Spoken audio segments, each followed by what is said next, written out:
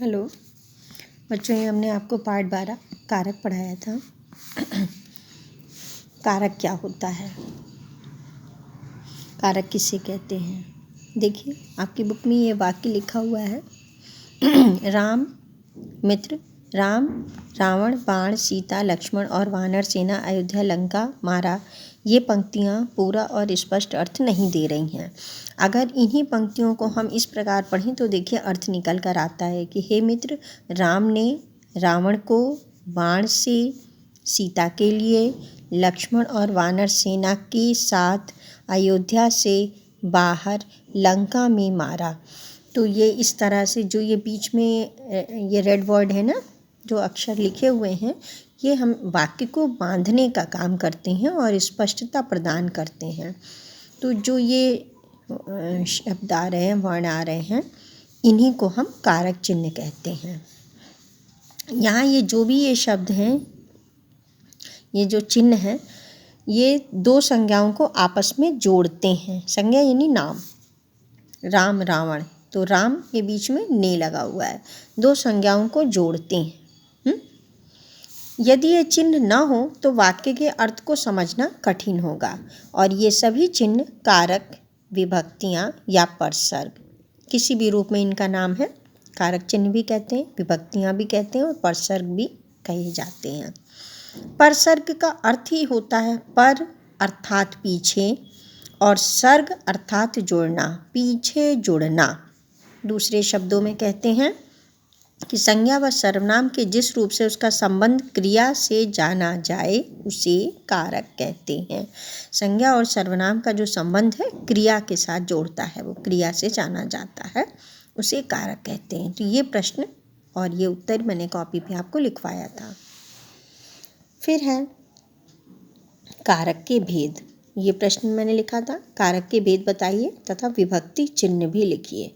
तो आपको ये उत्तर में लिखना है। कारक 8 प्रकार के होते हैं, विभक्ति चिन्ह सहित उनके नाम इस प्रकार हैं, जैसे कर्ता, ने, कर्म, को, करण, से, के द्वारा, संप्रदान, को, के लिए। ये आपको नहीं लिखना है, ये एज ए एग्जाम्पल है, पहचान है, ठीक है।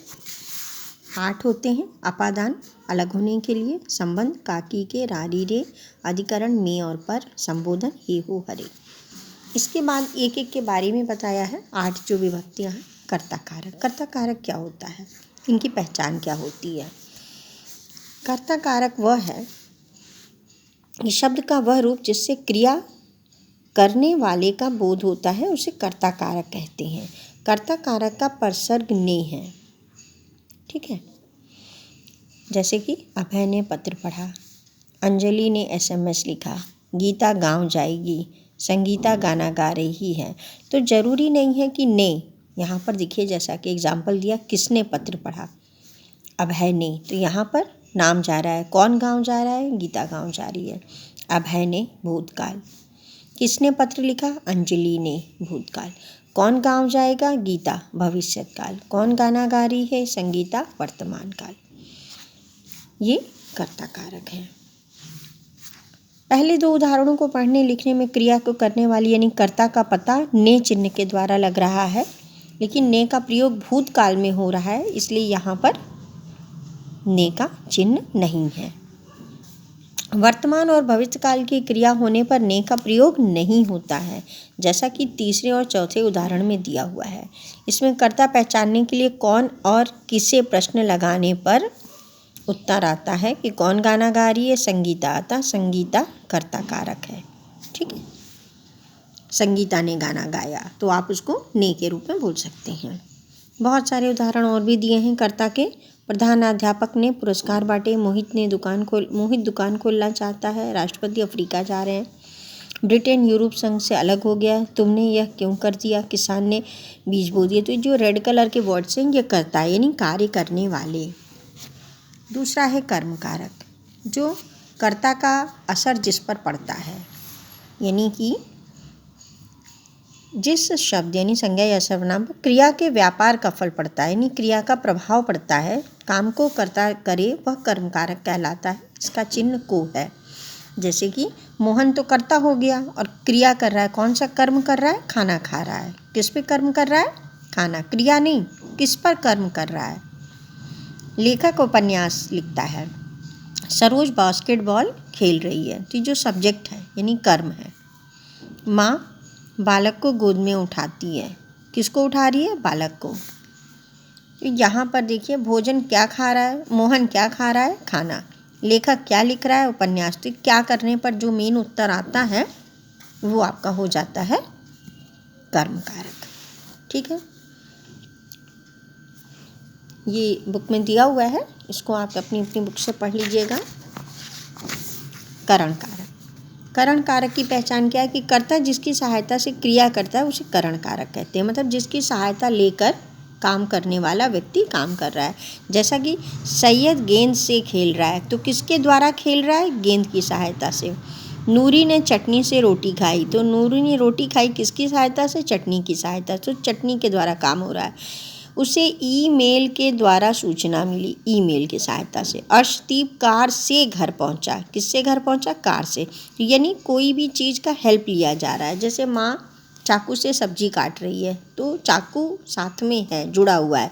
से इसकी पहचान जरूर होती है, लेकिन ये से जो होता है आपका उसके साथ जुड़ा होता है। जैसा कि मोहन हवाई जहाज़ से गया, तो हवाई जहाज़ से उसी पे सवारी कर रहा है, उसी की सहायता से जा रहा है। अन्य उदाहरण दिए, दादी चाकू से फल काटती है, मंत्री जी के द्वारा पुरस्कार बांटे गए, दाग रगड़ने से लाल हो जाएगा, तीली से दिया जलाओ। यानी आपको देखो जितने भी एग्जाम्पल हैं उसके सहायता से हो रहे हैं। कील हथौड़े से ठोको, मतलब कील के ऊपर ही हथौड़ा ठुक रहा है, साथ साथ चल रहा है।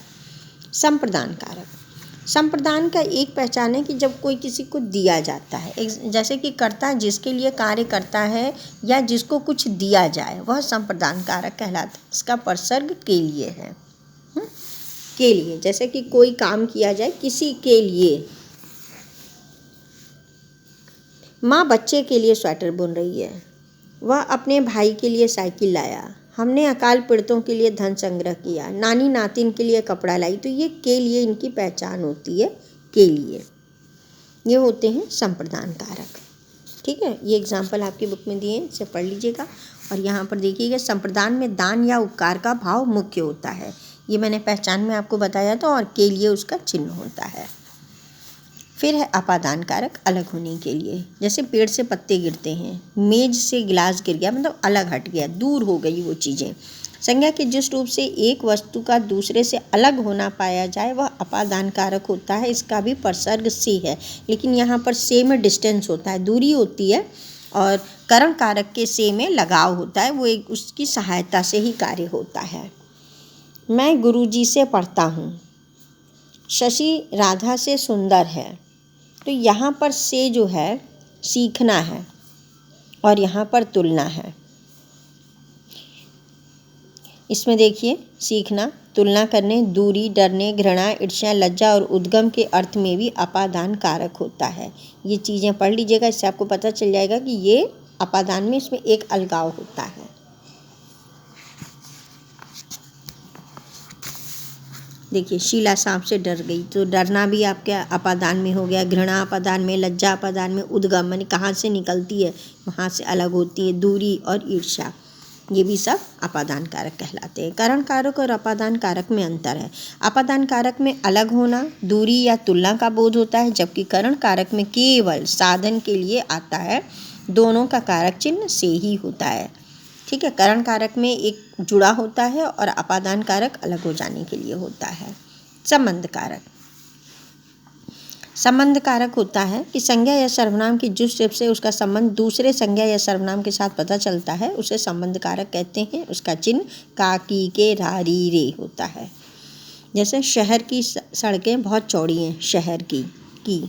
तुम्हारा उपवन बहुत सुंदर है, तो रा, तुम्हारा, मेरा, ठीक है, उसका, उसकी, संबंध जोड़ता है ना, मेरा, तेरा, तुम्हारा, उसका, उसकी।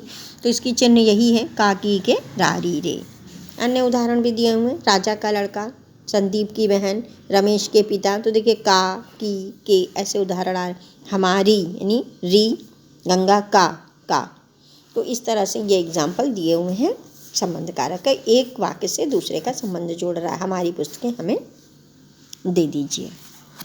अधिकरण कारक, अधिकरण कारक होता है क्रिया के होने के स्थान को या आधार को अधिकरण कारक कहते हैं। इसका परसर्ग में और पर है, मतलब जहाँ पर क्रिया किया जा रहा है, जिसके आधार पर कार्य किया जा रहा है। जैसे कि घर की छत पर मोर बैठा है। घर की छत पर कहाँ बैठा है, किस स्थान पर बैठा है, यहाँ पर स्थान का भाव है छत पर। सांप बिल में घुस गया तो उसका स्थान है बिल। तो यहाँ पर देखिए मोर कहाँ बैठा है, छत पर। सांप कहाँ प्रवेश कर रहा है, बिल में। तो यहाँ पर जो भी है क्रिया के होने का स्थान, यानी छत पर, में, पर, तो बिल में। तो में और पर, स्थान के साथ में में और पर का प्रयोग होता है, यही इसका परसर्ग चिन्ह होता है। दीवार पर, कार में, दरवाजे पर, घर में, तो ये देखिए स्थान के साथ में और पर लगा हुआ है। संबोधन कारक, संबोधन आप जानते ही हैं, हे, हो, अरे, हे ईश्वर उसकी रक्षा करो, अरे सौरभ।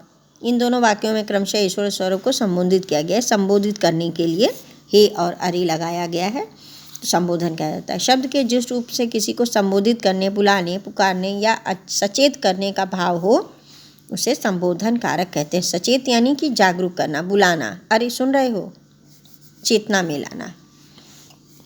इसका एग्जाम्पल दिया हुआ है, अरे बालकों, हे अर्जुन, अरे यह क्या कर डाला, भैया ज़रा मेरी मदद कर दो। तो ऐसे कई एग्जाम्पल इसमें दिए हुए हैं। और बेटा आपके एक्सरसाइज में ये एक्सरसाइज मैंने बुक में करवाई है, मैचिंग है सारे चिन्ह के साथ, जो परसर्ग चिन्ह है विभक्ति चिन्ह के साथ, ये भी मैंने आपको बुक में ही सारा करवाया है। उचित कारक चिन्हों का प्रयोग करके उचित स्थान पर वाक्य पुनः लिखिए, ये भी बुक में ही करना है, कॉपी में नहीं करना है। ये भी जो है निशान, ये भी मैंने आपको बुक में ही बताया था, मतलब इट मीन्स ये आपको अभी कॉपी पे नहीं करना है, ठीक है। कॉपी में करने वाला वो क्वेश्चन आंसर आपको बताया मैंने, 2 क्वेश्चन आंसर हैं। और फिर ये है रिक्त स्थान है, उचित कारक चिन्ह के द्वारा भरिए। कौन सा वाक्य करण कारक है और अपादान कारक, ये देखिए पहचान के साथ मैंने बताया है, जिसमें से 1 to 4 मैंने कॉपी में कराया है, ये इतना मैंने बुक में कराया है। सारे निशान लगे हुए हैं, ये सारे निशान लगे हुए हैं। कितना पोर्शन मैंने बुक में करवाया, कितना पोर्शन मैंने कॉपी में कराया, आप इससे देख करके भी कर सकते हैं। आपका ये देखिए मैंने स्टिल कर दिया है वीडियो। अगर आपका बाय द वे आपका वर्क ना हुआ हो तो आप इसे पॉज करके इसे अपनी कॉपी में कर सकते हैं, किसी भी कारण से अगर आपने नहीं किया है तो ये चैप्टर 12 मैंने आपको कंप्लीट करा दिया है, पार्ट 12 कारक।